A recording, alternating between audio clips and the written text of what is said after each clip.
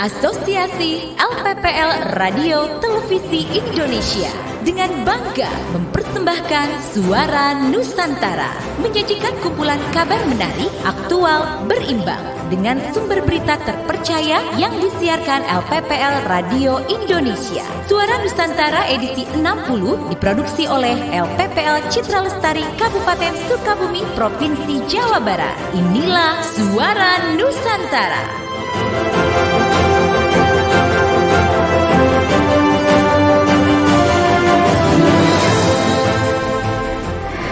Sahabat Nusantara, berjumpa kembali bersama kami LPPL Citra Lestari dan Kami TV Kabupaten Sukabumi di Suara Nusantara edisi 60 Senin 22 Juni 2020 yang disiarkan secara serentak dalam acara Berita Berjejaring Nasional LPPL Radio dan Televisi se-Indonesia. Saya Norma Sela. Inilah Suara Nusantara yang akan disampaikan oleh Aska Perdana dan Teguh Ramadan. Selamat mendengarkan. Sahabat, berita pertama kami awali dari LPPL Citra Lestari 98 FM Kabupaten Sukabumi, Jawa Barat. Monitoring PSBB proporsional, Sekda Kabupaten Sukabumi minta jajarannya siap siaga cegah sebaran COVID-19.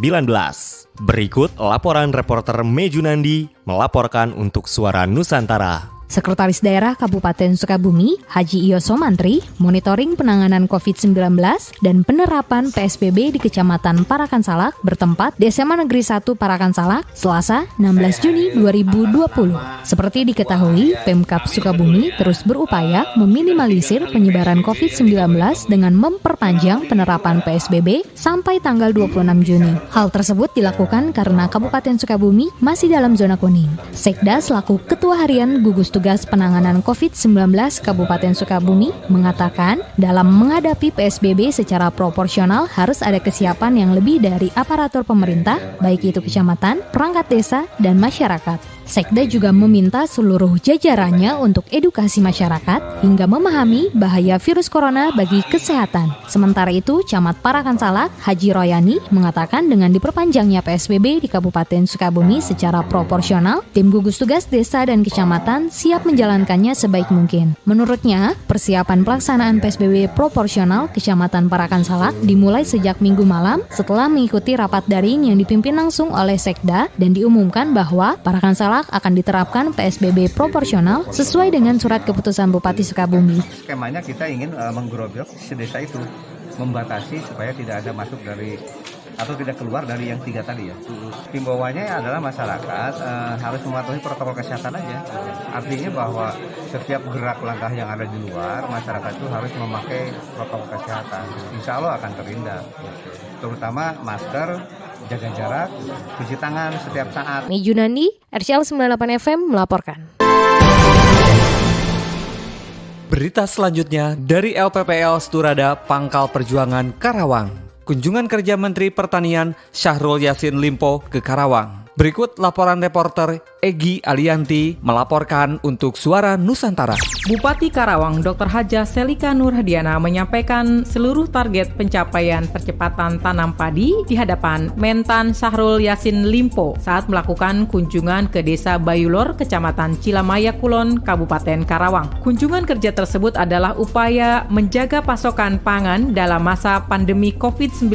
Bupati Selika dalam sambutannya mendukung sepenuhnya apa yang menjadi program pemerintah pusat. Sebagaimana diketahui, Karawang adalah salah satu penyangga produksi padi di tanah air, terus melakukan upaya percepatan tanam. Tahun 2019, panen di Karawang mencapai 185.807 hektar dengan profitas 6,02 ton per hektar. Target tanam Mei 2020 seluas 18.124 hektar dan target Juni 2020 seluas 16.881 hektar papar bupati. Dalam kesempatan yang sama, Mentan Syahrul menegaskan peran pemerintah untuk memastikan kebutuhan pangan aman dan tercukupi bagi rakyat Indonesia. Dalam hal ini, Kementan lakukan langkah strategis dengan gerakan percepatan tanam, diverifikasikan pangan lokal, pengembangan rawa dan penyediaan cadangan beras. Menurut Syahrul, pertanian menjadi hal yang sangat penting untuk diurus negara agar terpenuhi kebutuhan. Kita butuh kebersamaan untuk melakukan keberpihakan agar pertanian bisa berjalan dengan akselerasi yang cepat, apalagi adanya ancaman kekeringan yang telah disampaikan FAO serta krisis pangan dunia harus segera kita respon untuk antisipasi, sebut Syahrul. Mentan Syahrul hadir untuk memastikan Karawang sebagai jantung pangan yang ada di Jawa Barat mampu menjawab tantangan tersebut. Sekali lagi, kita lakukan percepatan tanam, gerakan pangan alternatif, siapkan lumbung pangan serta siapkan Konstarling. Kami sediakan fasilitas bagi yang punya komitmen kuat, pungkas Syahrul. Hadir pula dalam kesempatan tersebut Wakil Ketua Komisi 4 DPR RI, Dedi Mulyadi, Wakil Gubernur Jawa Barat UU Ruzanul Ulum, Direktur Jenderal Tanaman Pangan Suwandi.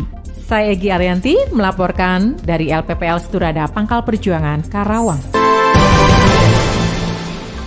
Berita selanjutnya dari LPPL Muara Enim Radio. Peduli COVID-19, PLT Bupati Muara Enim, Haji Juarsyah SH, secara simbolis serahkan paket sembako dari masyarakat keturunan Tionghoa kepada masyarakat Muara Enim yang terdampak COVID-19. Selengkapnya dari reporter Andre Taulana, melaporkan untuk Suara Nusantara. Peduli COVID-19, pelaksana tugas Bupati Muara Enim secara simbolis serahkan paket sembako dari masyarakat keturunan Tionghoa. Pelaksana tugas Bupati Muara Enim Haji Juarsyah menyerahkan secara simbolis paket sembako dari masyarakat keturunan Tionghoa yang ada di Kabupaten Muara Enim. Sebanyak 1.000 paket sembako yang akan diberikan kepada Panti Asuhan, Ponpes, Penyandang Cacat, PWRI, dan LPRI Kabupaten Muara Enim. Pelaksana tugas Bupati Muara Enim mengucapkan terima kasih atas kepedulian bersama dari masyarakat keturunan Tionghoa yang berada di Muara Enim dalam penanganan pandemi COVID-19. Mudah-mudahan sembako yang diberikan bisa berguna bagi warga yang membutuhkan.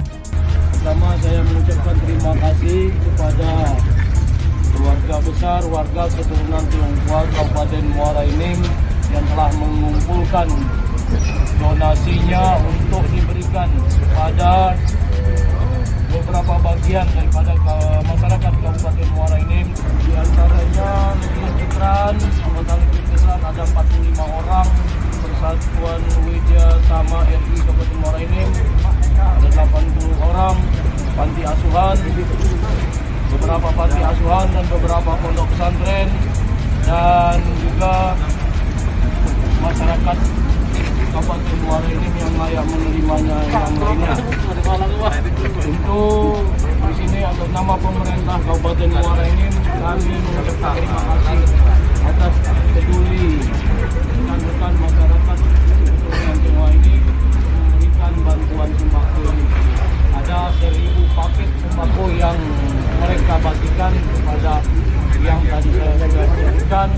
Pada saat ini akan saya berikan secara simbolis. Pelaksana tugas Bupati Muara Enim juga berharap agar kiranya bentuk kepedulian ini bisa ditularkan dan dicontoh oleh perusahaan-perusahaan yang ada di Kabupaten Muara Enim dengan bersama-sama menghadapi pandemi COVID-19 ini. Semoga COVID-19 ini bisa berlalu agar kita bisa saling merangkul tangan dan kita semua bisa beraktivitas seperti biasa. Andre Taulana, Suara Muara Enim Radio untuk Suara Nusantara. Berita selanjutnya dari LPPL Radio Ananta Praja Suara. Pemerintah Kabupaten Jembrana meraih WTP ke-6 kalinya. Berita selengkapnya oleh reporter Iva melaporkan untuk Suara Nusantara. Prestasi membanggakan ditorehkan Pemkab Jembrana setelah kembali meraih opini wajar tanpa pengecualian atau WTP atas laporan keuangan pemerintah daerah tahun anggaran 2019. Piagam WTP tersebut diserahkan langsung Kepala Badan Pemeriksa Keuangan Republik Indonesia, Perwakilan Provinsi Bali Sri Haryoso Sulianto, kepada Bupati Jembrana Iputu Arte, serta Ketua DPRD Jembrana Nimade Sri Sutarmi di Denpasar pada Senin 15 Juni 2020. Capaian ini merupakan raihan WTP ke-6 kalinya secara beruntun pada kepemimpinan Bupati Putu Arte beserta wakilnya Imade Kembang Hartawan.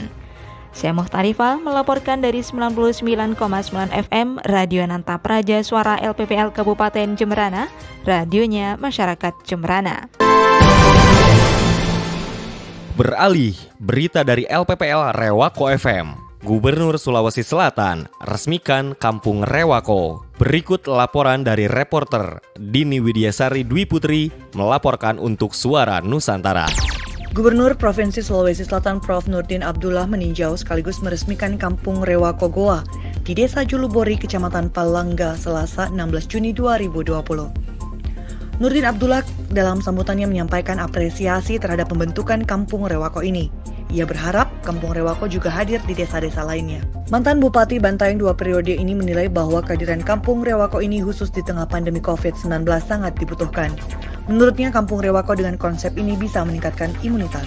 Ya, jadi jujur kita takjub ya melihat Kampung Rewako ini. Pertama, pemilihan lokasi ya, lokasinya sangat bagus. Yang kedua, inovasi para kepala desa, Pak Camat, tentu atas arahan Pak Bupati ya. Saya kira ini harus direplikasi ya untuk dikembangkan ke seluruh desa. Sekarang ini kita harus bahagia, kita harus bersenang-senang, kita hindarkan stres, panik ya, supaya imunitas kita terjaga. Karena pandemi COVID ini ya tentu kita tidak bisa mengurung diri terus di rumah kan. Sehingga protokol kesehatan ketat harus kita jaga. Kedua, imunitas. Nah, salah satu menaikkan imunitas kita, cari tempat-tempat yang seperti ini ya. Bisa makan makanan yang segar ya. Apalagi ini sebuah kearifan lokal yang tentu patut kita apresiasi. Gubernur Nurdin Abdullah juga berharap kehadiran tempat ini harus dimanfaatkan dengan baik oleh masyarakat dan berharap pemerintah Kabupaten Goa untuk terus berinovasi. Sementara itu, Bupati Goa Adnan Purita Ihsan mengatakan Kampung Rewako ini untuk menjaga kekompakan dan kebersamaan di antara kita semua di tengah pandemi COVID-19. Pandemi ini, kata Adnan, tidak boleh menghentikan untuk terus berbuat kepada seluruh masyarakat Kabupaten Goa. Selain itu, Kampung Rewako ini juga menjadi tempat berkumpulnya tokoh masyarakat untuk menjaga Kamtipmas dan situasi yang kondusif, aman di wilayah masing-masing. Dari Kampung Rewako, Desa Julubori, Kecamatan Palangga, Dini Widiaswari melaporkan untuk Rewako Info. Berita selanjutnya dari LPPL Radio Tegar Beriman Bogor. Pemerintah Provinsi DKI Jakarta bekerjasama dengan pemerintah Kabupaten Bogor menyediakan bus sekolah di 2 stasiun yang padat mobilitas pekerja ke Jakarta, yakni Stasiun Bojonggede dan Cilebut. Berita selengkapnya bersama reporter Inggar Prilda melaporkan untuk Suara Nusantara. Pemerintah Provinsi DKI Jakarta bekerjasama dengan pemerintah Kabupaten Bogor menyediakan bis sekolah di 2 stasiun yang padat mobilitas pekerja ke Jakarta, yaitu Stasiun Bojonggede dan Cilebut. Bis sekolah tersebut merupakan bis bantuan Pemprov DKI dalam mengantisipasi penumpukan penumpang di kedua stasiun tersebut yang akan mengantarkan para pekerja jurusan Jakarta tanpa dipungut biaya alias gratis. Kepala Dinas Perhubungan Kabupaten Bogor, Adeyana Mulyana mengatakan, total ada 20 bis yang tersedia, yang masing-masing 10 bis di kedua stasiun tersebut, dengan kapasitas 13 penumpang dalam 1 bis jurusan Jakarta. Rangka untuk mengantisipasi penumpukan yang terjadi di stasiun. Adapun tujuannya kemana itu yang ditentukan oleh BPD. Adeyana Mulyana menambahkan, bis sekolah tersebut akan mengantarkan para pekerja ke jurusan yang sudah ditentukan oleh Badan Pengelola Transportasi Jabodetabek, yaitu Juanda, Tanah Abang, Sudirman, Tebet, dan Manggarai. Bis sekolah akan beroperasi mengantarkan pekerja ke Jakarta di setiap hari Senin. Meski pihaknya tengah mengusahakan agar setiap harinya beroperasi guna memangkas kepadatan di stasiun Bojonggede dan Cilebut. Inggar Prilda Radio Tegar Beriman melaporkan untuk Suara Nusantara. Beralih ke LPPL Radio Suara Banjar. Polres Kabupaten Banjar lakukan launching Kampung Tangguh Banua. Berita selengkapnya oleh reporter Inkar Regina untuk Suara Nusantara. pendengar, Polres Banjar launching program Kampung Tangguh Banua, bersih, aman, nyaman, unggul, dan sejahtera di 14 desa yang ada di Kabupaten Banjar. Kegiatan ini dilaksanakan secara simbolis di kantor desa Kertakhanyar, Kabupaten Banjar. Kapolres Banjar Andri Koko Prabowo secara resmi membuka acara. Sekda Banjar Haji Muhammad Hilman mewakili Bupati Banjar Haji Khalilur Rahman mengatakan ia menyambut baik dilaksanakannya launching Kampung Tangguh Banua di Kabupaten Banjar. Memutus mata rantai penyebaran COVID-19 dimulai dari bawah. Nah, karena itulah dengan kebersamaan di tingkat bawah, pelaksanaan agar mewujudkan masyarakat yang produktif, aman terhadap COVID-19, itu kita mulai dari bawah. Jadi mereka menjaga diri dan lingkungannya untuk akhirnya bisa menjaga keseluruhan sampai nanti ke level kecamatan, sampai ke level kabupaten. Kampung Tangguh akan meningkatkan kesadaran masyarakat untuk peduli, berperan aktif menjaga wilayahnya dari ancaman COVID-19, disiplin menjalankan protokol kesehatan, dan bisa menjadi contoh bagi desa-desa lainnya. Kapolres Banjar Andri Koko Prabowo juga mengatakan Polres Banjar berinisiatif membentuk Kampung Tangguh Banua dalam mencegah penyebaran COVID-19 dari tingkat paling bawah agar masyarakat dapat mempunyai kemampuan dan kemandirian untuk menyelesaikan permasalahan yang ada di wilayahnya. Peran Babinsa dan Babinkan Tipnas sangat penting di Kampung Tangguh ini. Selain itu, kerjasama relawan serta perangkat desa dalam pemutusan mata rantai COVID-19, prinsip gotong royong sangat diperlukan, terutama kepatuhan pada protokol kesehatan. Pada acara tersebut juga dilaksanakan penyerahan piagam penghargaan kepada 14 desa program Kampung Tangguh Banua yang diserahkan langsung oleh Kapolres Banjar, serta penyerahan buku panduan Kampung Tangguh Banua kepada 14 Kapolsek yang diserahkan oleh Dandim 1006 Martapura. Inka Regina, Radio Suara Banjar Kabupaten Banjar, Kalimantan Selatan untuk Suara Nusantara. Berita selanjutnya dari LPPL Ersal FM Nganjuk, Jawa Timur. Bupati dan Wakil Bupati Nganjuk melakukan survei persiapan pelaksanaan New Normal di objek wisata Sedudo, Nganjuk, Jawa Timur. Berita selengkapnya bersama reporter MZ Abidin melaporkan untuk Suara Nusantara. Air terjun Sedudo, Nganjuk, Jawa Timur adalah salah satu destinasi wisata sekaligus merupakan ikon Kabupaten Nganjuk yang selama 3 hingga 4 bulan terakhir ini total tidak ada aktivitas kunjungan wisata. Dalam upaya menjaga keseimbangan perekonomian, sekaligus pelaksanaan perubahan perilaku untuk tetap menjalankan aktivitas normal, namun dengan tetap menerapkan protokol kesehatan untuk mencegah terjadinya penularan COVID-19 atau yang disebut dengan New Normal, Bupati dan Wakil Bupati Nganjuk melakukan survei persiapan pelaksanaan New Normal, sekaligus survei pembukaan kembali objek wisata Sedudo pada Selasa 15 Juni 2020. Seluruh tempat-tempat wisata yang ada di Kabupaten Nganjuk akan segera kita buka, tentunya dengan disertai dengan peraturan protokol kesehatan yang akan diterapkan di seluruh objek-objek wisata yang ada di Kabupaten Nganjuk, tidak terkecuali juga dengan air terjun Sedudo ini. Dirasakan pandemi COVID-19 membawa dampak yang begitu besar pada perekonomian masyarakat Nganjuk, baik di sektor pariwisata pada khususnya, sektor industri, sektor UKM maupun di sektor lainnya, terlebih pada masyarakat sekitar objek wisata Sedudo. Di kanan kiri objek wisata ini kan ada pelaku-pelaku UMKM atau IKM, ada warung-warung, semuanya ini berdampak. Masyarakat menginginkan kita bisa hidup normal kembali. Nah, dalam rangka itulah pemerintah Kabupaten Nganjuk bersama Forkopimda yang nanti survei ke sini persiapan untuk betul-betul new normal nanti kita akan siap melaksanakan di Kabupaten. MZ Abidin, Komunika TV.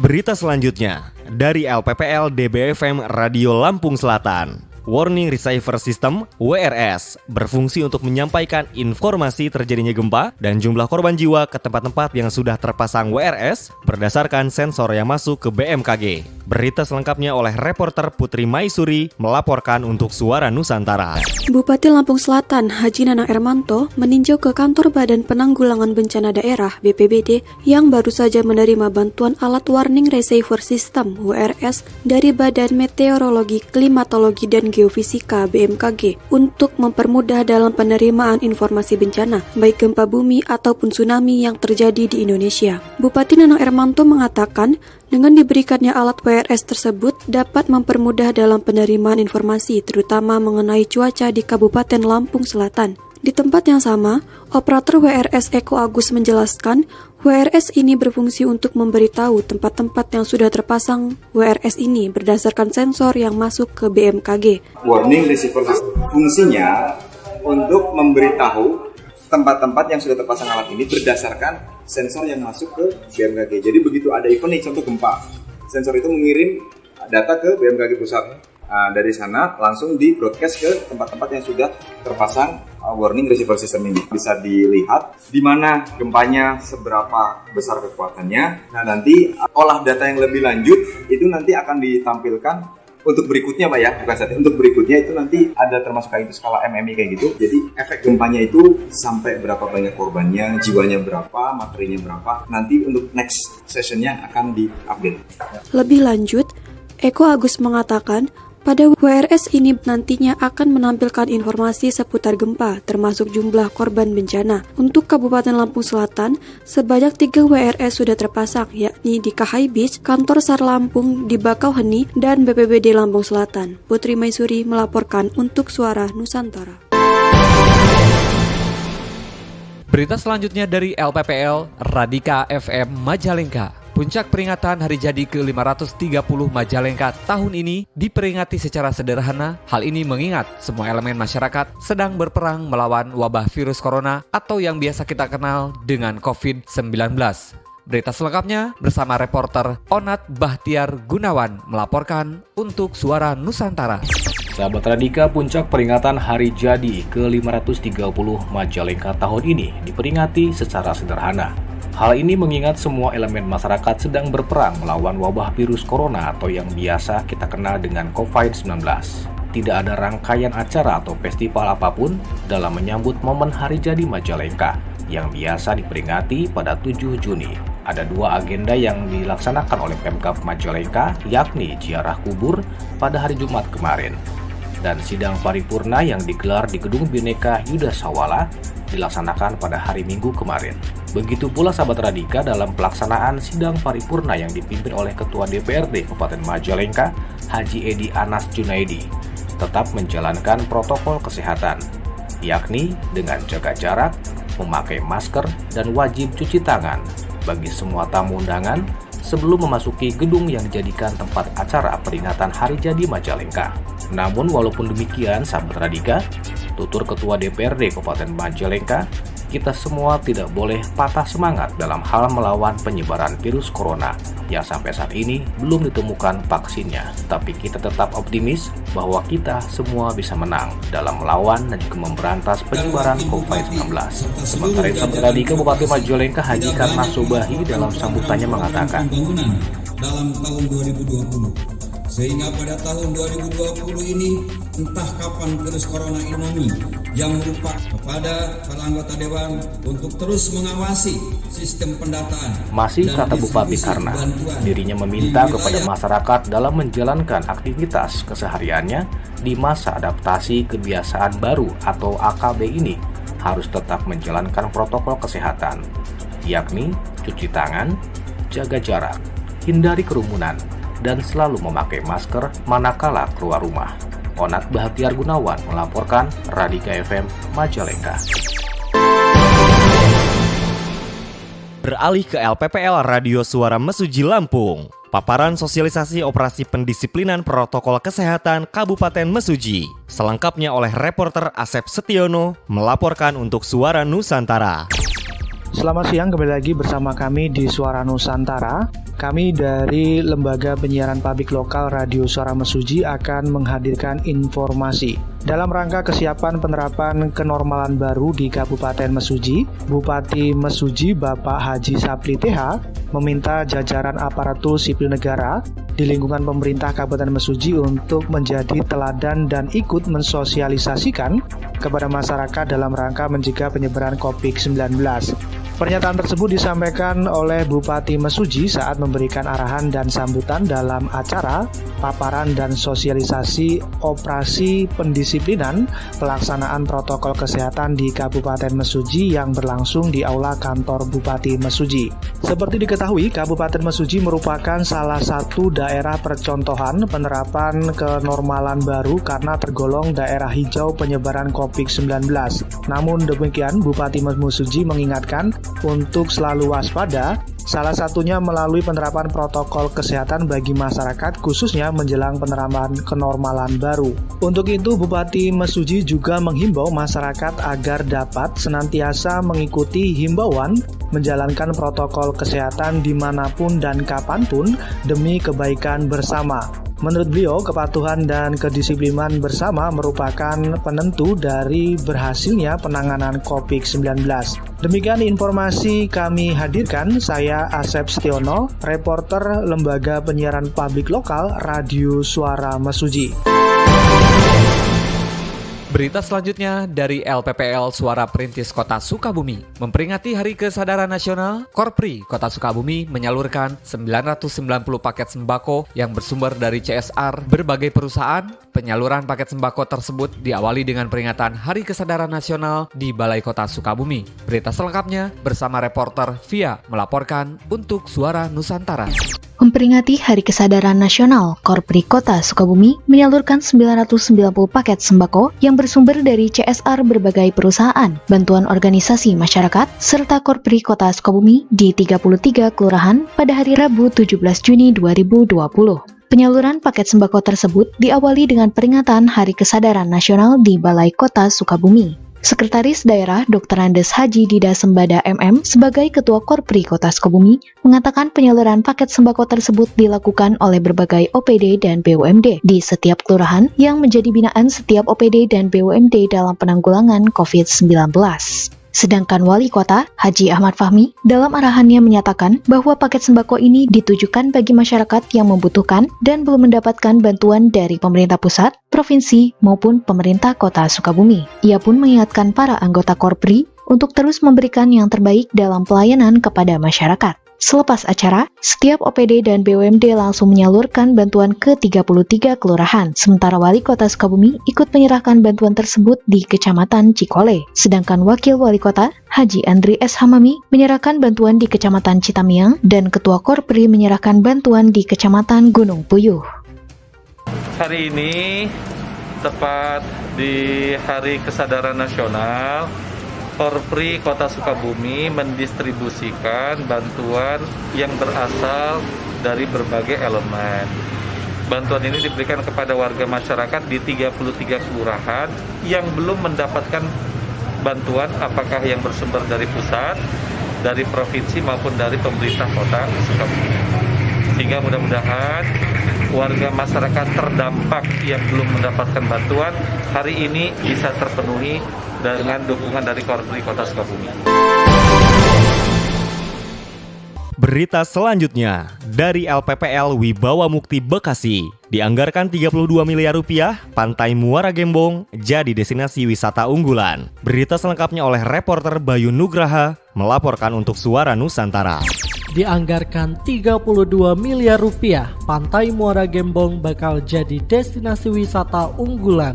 Jika Kabupaten Karawang punya objek wisata pantai Tanjung Pakis, maka Kabupaten Bekasi akan segera membangun dan menata kawasan wisata Pantai Bungin yang berada di Desa Pantai Bakti, Kecamatan Muara Gembong. Lokasi ini akan berpotensi menjadi objek wisata favorit dengan panorama laut pantai utara dan keberadaan hamparan hutan mangrove. Pemerintah telah menyiapkan anggaran puluhan miliar untuk penataan wisata Pantai Muara Gembong yang akan dialokasikan untuk pembangunan infrastruktur, pematangan lahan, dan sarana pendukung pariwisata lainnya. Ketua Komisi 2 DPRD Kabupaten Bekasi, Sunandar, mengatakan untuk kondisi Pantai Bungin sejauh ini sudah siap, tinggal dimulai pelaksanaan pembangunannya. Sunandar berharap dengan adanya penataan ini dapat menarik wisatawan baik lokal maupun mancanegara untuk datang sehingga kelak berdampak bagi kesejahteraan masyarakat. Sementara itu, Camat Muara Gembong, Lukman Hakim, mengatakan Muara Gembong memiliki posisi penting dalam kepariwisataan di Kabupaten Bekasi karena memiliki potensi destinasi wisata yang begitu besar. Selain Pantai Bungin, Muara Gembong juga memiliki Pantai Beting yang mempunyai keindahan sangat asri dan menawan dengan tempat jajanan makanan yang menyediakan hidangan khas laut. Bayu Nugraha, LPPL Wibawa Mukti mengabarkan untuk Suara Nusantara.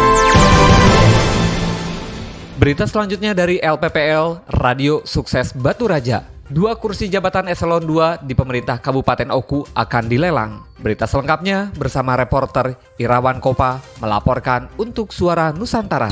2 kursi jabatan eselon 2 di pemerintah Kabupaten Ogan Komering Ulu akan dilelang, yaitu jabatan asisten 2 bidang perekonomian dan pembangunan Setda Ogan Komering Ulu dan Kepala Dinas Penanaman Modal dan Pelayanan Terpadu 1 Atap. Lelang 2 jabatan tersebut sesuai surat panitia seleksi pada tahun 2020 tentang seleksi terbuka jabatan pimpinan tinggi Pratama di lingkungan pemerintah Kabupaten Ogan Komering Ulu. Ketua Pansel yang juga Sekda Oku, Dr. Insinyur Haji Ahmad Tarmizi, SE MTMH, menerangkan kepada wartawan, lelang terbuka 2 jabatan itu dilakukan karena 2 pejabat yang duduk di jabatan tersebut akan memasuki masa pensiun. Pendaftaran lelang terbuka menurut Sekda, pendaftaran dibuka secara terbuka dan online pada tanggal 8 hingga 22 Juni 2020 mendatang. Untuk itu, bagi ASN di Kabupaten Oku yang memenuhi syarat dipersilakan mengikuti lelang jabatan tersebut karena kesempatan ASN untuk peningkatan karir. Sementara itu, Sekretaris Pansel Mirdaili SSTPMM menambahkan, sampai dengan berita ini diturunkan, belum ada satupun ASN Oku dan luar Kabupaten Oku yang mendaftar lelang pada jabatan tersebut. Hal ini dimaklumi karena banyak persyaratan yang harus dilengkapi, diantaranya SK CPNS, SK PNS, Surat Bebas Narkoba, LHKPN, dan dokumen-dokumen penting lainnya. Dari Batu Raja, Radio Sukses Irawan Kopa melaporkan. Beralih ke LPPL Radio Sasaraina Mentawai. Pemkab Mentawai mendapat bantuan alat pelindung diri APD dari Kemensos RI. Berita selengkapnya oleh reporter Martina Daudau melaporkan untuk Suara Nusantara. Saudara, pemerintah Kabupaten Kepulauan Mentawai mendapat bantuan alat pelindung diri atau APD dari Kementerian Sosial Republik Indonesia atau Kemensos RI. Bupati Kepulauan Mentawai sekaligus Ketua Gugus Tugas Penanganan COVID-19 Mentawai, Yudas Sabagalet, menyatakan rasa terima kasih dengan adanya bantuan itu, mengingat daerah yang dipimpinnya masih sangat membutuhkan adanya kelengkapan perangkat untuk penanggulangan COVID-19. Ia menjelaskan sebenarnya ada beberapa APD yang diusulkan, namun kata Yudas, belum semua yang terrealisasi. Meski demikian, APD yang sudah ada dapat membantu petugas di Kepulauan Mentawai dalam penanganan coronavirus disease 2019 atau COVID-19. Sementara Kepala Dinas Kesehatan Kepulauan Mentawai sekaligus juru bicara bidang kesehatan, Lamudin Siregar, menyampaikan bahwa sebenarnya APD memang sangat dibutuhkan banyak, sebab menurutnya setiap petugas atau tim selalu memakai APD minimal 3 kali dalam sehari atau 3 kali pakai untuk 1 APD. Ia berharap ada lembaga-lembaga lain yang mau membantu atau instansi lain karena kebutuhan saat ini APD sangat besar. Adapun bantuan yang diterima dari Kemensos RI antara lain hand sanitizer ukuran 125 ml, 1 pak 48 botol sebanyak 5 dus, kemudian hand sanitizer ukuran 200 ml, 1 pak 56 botol sebanyak 7 dus, APD 100 set, dan pakaian dekontaminasi 10 dus. Dari LPPL Radio Sasaraina Kabupaten Kepulauan Mentawai, Sumatera Barat, Martina Daudau melaporkan untuk Suara Nusantara. Berita selanjutnya dari LPPL Radio Suara Banyu Asin. Siswa di Banyu Asin masuk sekolah tanggal 13 Juli 2020. Berita selengkapnya bersama reporter Ima Abdullah melaporkan untuk Suara Nusantara. Ya, saudara pendengar, kegiatan belajar di rumah sekolah TK, SD, SMP, dan SMA sederajat di Kabupaten Banyu Asin diperpanjang dan siswa masuk sekolah kembali pada 13 Juli 2020 mendatang. Hal ini sesuai dengan surat edaran Bupati Banyu Asin nomor 776/Disdikbud/tahun 2020. Kendati aktivitas sekolah belum berjalan 100%, namun para guru diwajibkan hadir berdasarkan piket yang sudah ditentukan dan tetap memperhatikan protokol kesehatan. Pelaksanaan ujian terang Askolani disesuaikan dengan kondisi wilayah masing-masing dan tentu pihak sekolah yang lebih tahu. Jika memungkinkan ujiannya tetap di rumah dengan menggunakan teknologi, tetapi jika tidak memungkinkan maka bisa ujian di sekolah dengan pengaturan waktu dan tetap memperhatikan protokol kesehatan. Dalam kunjungan kedua sekolah tersebut, Bupati Banyu Asin Haji Askolani didampingi Wakil Bupati Haji Selamat secara simbolis melakukan penyemprotan disinfektan, meninjau fasilitas cuci tangan dan ruang sekolah dengan jumlah meja yang dibatasi. Ima Abdullah melaporkan dari LPPL Radio Suara Banyu Asin untuk Suara Nusantara. Berita selanjutnya dari LPPL Radio Pemerintah Kabupaten Siak. Persiapan objek wisata Kabupaten Siak menyongsong new normal. Berita selengkapnya oleh reporter Desi Ekawati melaporkan untuk Suara Nusantara. Memasuki situasi era new normal, pemerintah daerah Kabupaten Siak melalui Dinas Pariwisata siap membuka kembali aktivitas sejumlah objek wisata di Kabupaten Siak dengan tetap mengedepankan protokol kesehatan COVID-19. Kepala Dinas Pariwisata Kabupaten Siak Dr. Fauzi Asni mengatakan, pemerintah siap kembali menerima kunjungan wisatawan tentunya dengan penerapan standar dan prosedur kesehatan yang telah ditetapkan oleh pemerintah daerah Kabupaten Siak yang nantinya dituangkan ke dalam peraturan Bupati mengenai kondisi new normal. Selain itu, setiap pengelola objek wisata di Kabupaten Siak juga diwajibkan menyediakan alat penunjang dari prosedur protokol kesehatan yang telah ditetapkan, antara lain menyediakan tempat mencuci tangan dan juga alat pengukur suhu tubuh. Sedang bersiap untuk mematangkan di 5 tempat, pertama ini Istana Siak, kemudian Makam Kota Tinggi, nanti Makam Sultan Syarif Kasim, kemudian Tangsi Belanda dan Rumah Ratu Pesisir. Jadi persiapannya kami matangkan, ya persiapan mana tempat cuci tangannya sudah ada, tinggal kita pasang lagi. Kemudian juga termogannya sudah dapat, kemudian nanti untuk spanduknya sudah dipesan, ada bantuan daripada OPD lain, kemudian nanti hal-hal lain kami tinggal matangkan. Kapan mungkin pelaksanaannya memang kita menunggu informasi daripada Bapak Bupati, tentunya ini nanti akan dibicarakan terlebih dahulu dengan tim gugus tugas percepatan penanganan COVID-19 bersamaan dengan Forkopimda. Jadi untuk menyongsong new normal ini, jadi kita menunggu informasi kapan waktu yang paling. Lebih lanjut ditambahkan Fauzi Asni, sejak ditetapkan tutup selama masa pandemi COVID-19 pada bulan Maret lalu, objek wisata di Siak ditutup untuk umum. Namun perawatan dan pemeliharaan tempat-tempat objek wisata tetap dilakukan seperti biasa, sehingga kebersihan dan perawatannya tetap terjaga dengan baik. Kalau untuk perawatan, kebersihan tetap, petugas tetap melaksanakan, cuman tidak boleh menerima tamu. Jadi untuk kebersihan, ya katakanlah ruangan supaya jangan pengap, itu tetap dibuka. Jala tetap dibuka, pintu beberapa tempat dibuka supaya jangan pengap. Dan proses pembersihan tetap seperti kita lihat sekarang, untuk memotong rumput, guna untuk terapian itu tetap. Jadi pelaksanaan orang yang tak boleh masuk. Kalau yang lain ya petugas ya tetap melaksanakan, jaga jarak, jaga yang lain. Reporter Desi Ekawati dari Radio Pemerintah Kabupaten Siak melaporkan untuk Suara Nusantara.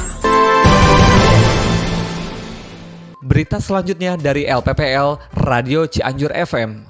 PLT Bupati Cianjur mengadakan pembinaan kepada para kepala desa tentang COVID-19. Berita selengkapnya bersama reporter Resti Rahmawati melaporkan untuk Suara Nusantara.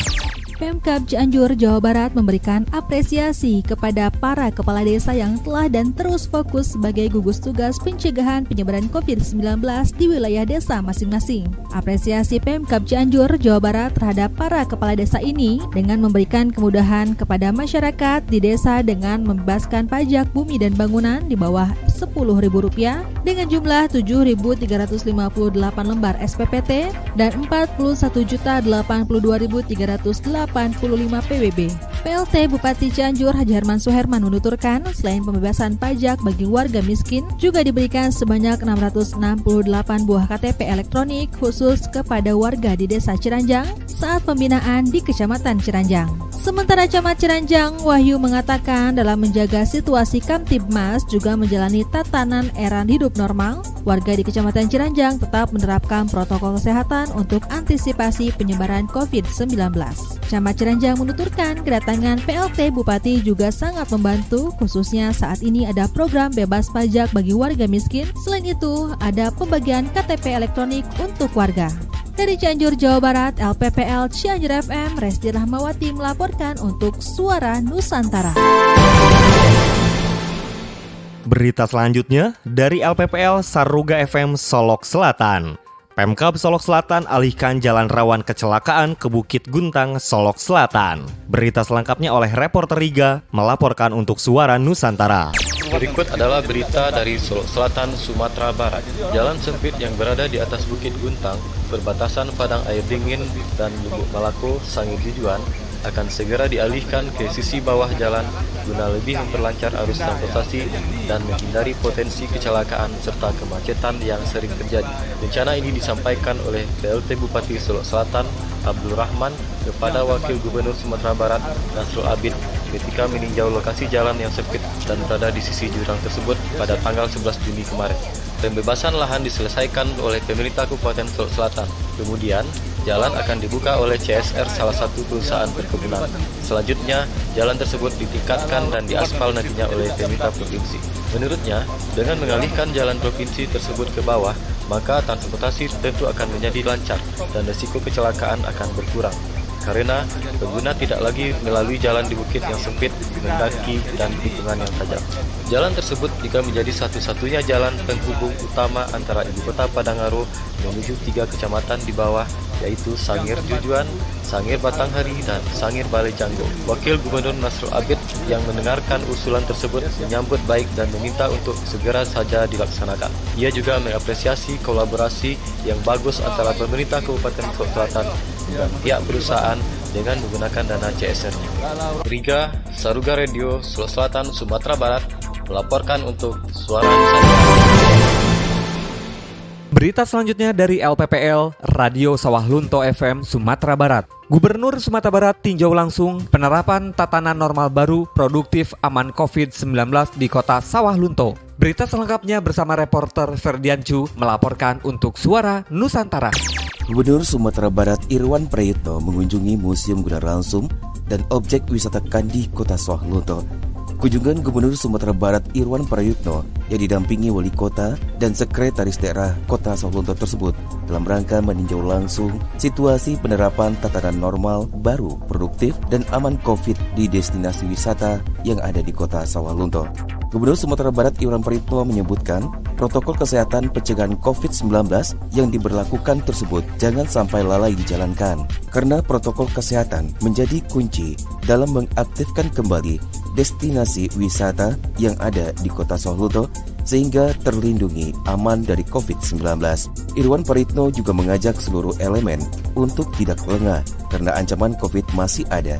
Irwan Prayitno juga meminta kepada pengelola destinasi wisata untuk dituntut lebih kreatif dalam merancang inovasi agar destinasi wisata semakin menarik pengunjung namun tetap aman dari COVID-19. Sementara itu, Wali Kota Sawah Lunto Dery Asta menyebutkan destinasi wisata di Kota Sawah Lunto tetap mengacu pada protokol kesehatan yang wajib diikuti, seperti menggunakan masker, mencuci tangan dengan sabun dan air mengalir, menjaga jarak dan kontak fisik. Ferdiancu, LPP Lokal Radio Sawah Lunto FM, Kota Sawah Lunto, Sumatera Barat. Beralih ke LPPL Radio Publik Kabupaten Bangli. 5 warga Bangli sembuh dari corona. Berita selengkapnya oleh reporter Neni Martini melaporkan untuk Suara Nusantara. 5 orang warga di Kabupaten Bangli kembali dilaporkan sembuh dari virus corona. Per Rabu 17 Juni 2020, total kasus sembuh di Bangli berjumlah 98 orang dan kini hanya tinggal 7 orang warga yang masih menjalani perawatan. Humas Gugus Tugas Percepatan Penanggulangan COVID-19 Pemka Bangli, Wayan Dirgayuse membenarkan hal tersebut. Menurutnya, 5 kasus sembuh tersebut berasal dari Desa 3, 2 orang, Kubu 1 orang, Batur Selatan 1 orang, dan Kelurahan Cempage 1 orang. Kata Dirgayuse, 2 kasus sembuh dari Desa 3 merupakan kasus transmisi lokal, 1 orang dari Kubu merupakan PMI, 1 orang dari Batur Selatan merupakan PMI, dan 1 orang dari Kelurahan Cempage merupakan kasus transmisi lokal. Dirgayuse menegaskan dengan adanya tambahan 5 kasus sembuh tersebut, total kasus sembuh berjumlah 98 orang. Berita selanjutnya dari LPPL Radio Luhak Nantuo FM, Sumatera Barat. Ahli waris almarhum Mak Ngah terima santunan jaminan kematian BPJS Ketenagakerjaan. Berita selengkapnya bersama reporter Wiwid Dwita melaporkan untuk Suara Nusantara. Ahli waris almarhum Mak Ngah, salah satu penyiar Luhak Nantuo FM, terima santunan jaminan kematian dari BPJS Ketenagakerjaan. Wakil Bupati Tanah Datar, Julda Fridarma, secara simbolis menyerahkan santunan jaminan kematian kepada ahli waris almarhum Yasrizal atau yang lebih dikenal dengan Mak Ngah, yang merupakan ASN Dinas Kominfo Tanah Datar sekaligus penyiar radio Luhak Nantuo, anggota Gugus Tugas Penanganan Percepatan COVID-19 Tanah Datar. Kamis 18 Juni 2020 bertempat di kediaman almarhum di Nagari Gurun, Kecamatan Sungai Tara. Deputi PPNS Almas menyampaikan kegiatan dan kejadian hari ini menunjukkan bagaimana BPJS Ketenagakerjaan hadir untuk masyarakat Indonesia. Disampaikan bahwa kepedulian pemberian pelindungan belum 100% untuk tingkat nasional, tapi untuk kecepatan di Tanah Datar telah mencapai 100%. Kepedulian memberi tentu dalam konteks nasional belum sepenuhnya 100%. Peserta kami hari ini, Bapak Ibu, coverage kepesertaannya baru 40%. Termasuk salah satunya tadi petugas gugus tugas penanganan COVID-19. Itu mungkin di belahan sana masih ada yang belum memberikan perlindungan jaminan sosial ketenagakerjaan. Tapi hari ini di Kabupaten Tanah Datar sudah memberikan 100% kepada gugus tugas COVID-19. Sementara itu, Wakil Bupati Julda Fridarma menyampaikan bahwa dalam menjalankan pekerjaan, kemungkinan saja para ASN dan petugas mengalami kematian ataupun kecelakaan kerja. Dan untuk seluruh ASN, Pemda Kabupaten Tanah Datar memberikan perlindungan dan jaminan. Mengalami kecelakaan kerja, mengalami kematian, kalau hari ini mengalami kematian. Nah, akan mengalami kematian tersebutlah kita seluruh petugas kita, seluruh ASN kita lindungi menurut SKU itu kita seluruhnya dilindungi dengan kepesertaan BPJS Ketenagakerjaan. Demikian Wiwid Dwita menyampaikan dari LPPL Radio Luhak Nantuo 102,5 FM, Dinas Kominfo Kabupaten Tanah Datar, Provinsi Sumatera Barat untuk Suara Nusantara. Berita selanjutnya dari LPPL Radio BSMH FM Sumatera Selatan. Pencanangan zona integritas menuju WBK WBBM BPS Kota Pagar Alam. Berita selengkapnya oleh reporter Jelly Kenopa Bahri melaporkan untuk Suara Nusantara. Suara Nusantara edisi 60 dari Kota Pagar Alam, tingkatkan kualitas pelayanan publik. Mewujudkan wilayah bebas korupsi, wilayah birokrasi bersih melayani WBK WBBM, Badan Pusat Statistik BPS Kota Pagar Alam gelar pencanangan pembangunan zona integritas. Kepala BPS Kota Pagar Alam Dedi Pahlepi MSI menyampaikan pihaknya berupaya untuk terus melakukan pencegahan korupsi dan meningkatkan kualitas pelayanan publik. Hanya saja upaya ini dilakukan secara bertahap. Hal tersebut disampaikannya dalam sambutan pencanangan pembangunan zona integritas. Dedi melanjutkan pencanangan zona integritas menuju WBK WBBM sudah dilakukan BPS Pusat pada 2014 silam, juga BPS Provinsi Sumatera Selatan dan sejumlah kabupaten kota lainnya, dan saat ini giliran BPS Kota Pagar Alam. Di hadapan tamu undangan yang dihadiri, Wali Kota Pagar Alam diwakili Asisten 2, unsur Muspida seperti Kajari Pagar Alam, Kadis Kominfo, Kepala Kemenak, perwakilan BPN. Dedi menegaskan sebagai langkah awal untuk mensukseskan reformasi birokrasi yaitu dengan melakukan penataan terhadap sistem penyelenggaraan pemerintahan yang baik, efektif, efisien, pelayanan prima, dan memuaskan. Reformasi birokrasi menjadi komitmen seluruh institusi beserta aparatur pemerintah dan pelayanan publik dapat dinilai berapa besar perubahan mendasar yang dilakukan secara bertahap yang berdasarkan pembentukan karakter aparatur yang berdampak positif dan dirasakan masyarakat. Di tempat yang sama, Asisten 2 Bidang Pemerintahan Syaprani mengatakan, diharapkan dengan adanya pencanangan ini, BPS Kota Pagar Alam berkomitmen untuk memperbaiki pelayanan, integritas dan akuntabilitas layanan publik, hingga akhirnya mampu meningkatkan kepercayaan masyarakat terhadap penerapan prinsip tata kelola pemerintahan. Zeli Kanopa Bahri, LPPR Radio Besema FM, melaporkan untuk Suara Nusantara. Berita selanjutnya dari LPPL, Radio BKM FM Martapura, Kabupaten Oku, Sumatera Selatan. Oku Timur kembali raih opini wajar tanpa pengecualian atau WTP 8 kali berturut-turut. Berita selengkapnya bersama reporter Yulia Fanani melaporkan untuk Suara Nusantara. Untuk ke-8 kalinya secara berturut-turut, Oku Timur mendapatkan opini wajar tanpa pengecualian WTP dari Badan Pemeriksa Keuangan BPK atas laporan keuangan pemerintah daerah LKPD tahun anggaran 2019. Di tengah situasi wabah pandemi COVID-19, penyerahan LHP LKPD 2019 oleh BPK RI perwakilan Sumatera Selatan dilakukan secara virtual kepada Pemkab Oku Timur tahun 2020 yang berlangsung di Gedung Rapat Dewan Perwakilan Rakyat Daerah DPRD. Setelah penyerahan LHP LKPD, Bupati bersama Ketua DPRD Oku Timur menandatangani berita acara serah terima ikut didampingi Sekretaris Daerah Jumadi Esos. Ketua BPK Sumatera Selatan Hari Purwaka dalam sambutannya mengatakan pemeriksaan atas laporan keuangan pemerintah daerah Oku Timur merupakan bagian dari tugas konstitusional BPK sebagai rangkaian akhir dari proses pemeriksaan. Opini yang diberikan oleh pemeriksa merupakan pernyataan profesional pemeriksa mengenai kewajaran laporan keuangan, bukan merupakan jaminan tidak adanya fraud yang ditemukan atau kemungkinan timbulnya fraud di kemudian hari. Kabupaten Oku Timur yang telah berhasil memenangkan opini WTP. Semoga upaya dan prestasi ini menjadi momentum untuk lebih mendorong terciptanya akuntabilitas.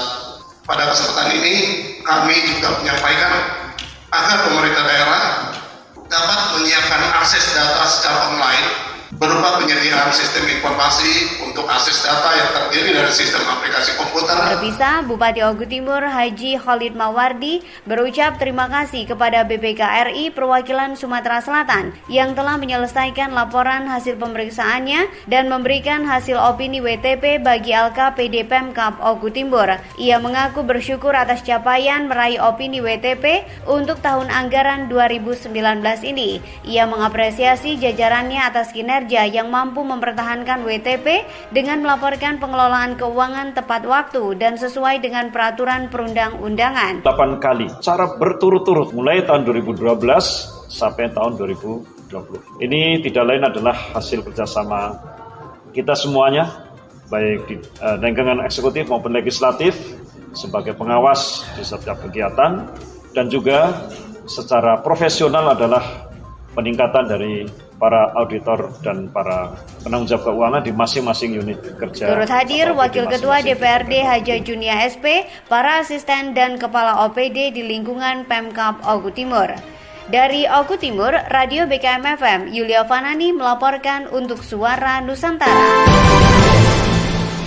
Berita selanjutnya dari LPPL Radio Gema Bungo FM, Kabupaten Bungo. Rapat persiapan pelaksanaan New Normal di Kabupaten Bungo. Berita selengkapnya bersama reporter Nidia Safitri melaporkan untuk Suara Nusantara. Mitra muda, saat ini sebagian masyarakat Kabupaten Bungo belum memahami apa itu new normal dan juga belum menerapkan protokol kesehatan yang ada yang dibuat oleh pemerintah sehingga pada Kamis 18 Juni 2020 diadakan rapat kedua kalinya mengenai persiapan new normal di Gedung Wisma Alisudin. Dan dalam rapat ini tentunya dipimpin oleh Bupati Bungo Haji Masuri dan juga Sekda, Ketua Gugus Tugas COVID-19 Kabupaten Bungo beserta Kepala OPD yang mengikuti rapat tersebut. Mengenai penyelesaian penerapan new normal ini, di Kabupaten Bungo sendiri masih dalam status tanggap darurat dengan zona kuning sehingga nantinya kita harus menerapkan protokol kesehatan dalam berbagai aturan yang mana aturan ini bisa mencegah penyebaran COVID-19 di Kabupaten Bungo. Bupati juga berharap nantinya semua yang hadir dalam rapat ini bisa menerapkan dan melaksanakan tugasnya masing-masing, memberitahukan dan mengedarkan aturan-aturan ke masyarakat agar masyarakat tahu dan bisa mengikuti standar protokol kesehatan yang ada. Dan dalam pelaksanaan new normal ini, Bupati juga meminta kerjasama dari perangkat desa untuk dapat memaksimalkan aturan-aturan pemberlakuan new normal di Kabupaten Bungo. Dalam wawancaranya, Bupati juga menyampaikan bahwa pemerintah daerah saat ini sudah membuat pedoman dalam pelaksanaan new normal dengan teliti, detail, dan pastinya terstruktur sehingga masyarakat tahu dan melaksanakan protokol kesehatan ini dengan baik dan benar. Saya Nidia Sapitri melaporkan langsung dari Radio Gema Bungo FM. Berita selanjutnya dari LPPL Rapemda Pringsewu FM Lampung. Badan Pusat Statistik Provinsi Lampung bersama BPS Kabupaten Kota di Provinsi Lampung mencanangkan pembangunan zona integritas wilayah bebas korupsi (WBK) di wilayah bersih melayani secara serentak. Berikut laporan reporter Anton Hapsara melaporkan untuk Suara Nusantara. Badan Pusat Statistik Provinsi Lampung bersama BPS Kabupaten Kota seprovinsi Lampung mencanangkan pembangunan zona integritas menuju wilayah bebas korupsi (WBK) dan wilayah birokrasi bersih melayani (WBBM) secara serentak. Pencanangan ini dilaksanakan di kantor BPS Provinsi Lampung Rabu 17 Juni 2020. Diikuti seluruh kantor BPS Kabupaten Kota dari masing-masing daerah secara virtual. Sementara jajaran BPS Kabupaten Pringsewu mengikuti pencanangan dari aula utama kantor Pemkab setempat. Pada kesempatan tersebut dilakukan penandatanganan piagam pencanangan pembangunan zona integritas oleh Kepala BPS Kabupaten Pringsewu Edi Prayitno serta para saksi yakni Wakil Bupati Pringsewu Dr. Fauji, Ketua DPRD Pringsewu Suherman dan Rektor Universitas Aisyah Pringsewu Hardono. Secara terpisah melalui tayangan video, Bupati Pringsewu Sujadi mengucapkan selamat untuk BPS Kabupaten Pringsewu yang mencanangkan pembangunan zona integritas menuju wilayah bebas korupsi dan wilayah birokrasi bersih melayani. Menurut Sujadi, pembangunan zona integritas menuju WBK dan WBBM merupakan sebuah komitmen yang harus diwujudkan oleh siapa saja yang berada di dalamnya. Dalam hal ini seluruh jajaran BPS Kabupaten Pringsewu. Harapan yang sama juga disampaikan oleh Wakil Bupati Pringsewu Dr. Fauji. Dengan pembangunan zona integritas diharapkan dapat terwujud wilayah bebas korupsi dan wilayah birokrasi bersih dan melayani. Anton Hapsara, LPPL Radio Pringsewu 107,2 FM Pringsewu Lampung untuk Suara Nusantara.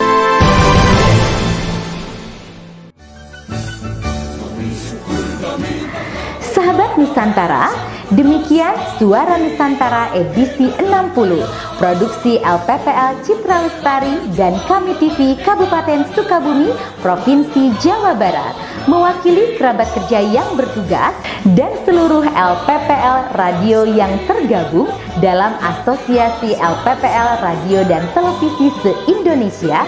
Saya Norma Sela mengucapkan terima kasih atas perhatian Anda. Sampai jumpa. LPPL Radio dan TV menuju Indonesia Jaya.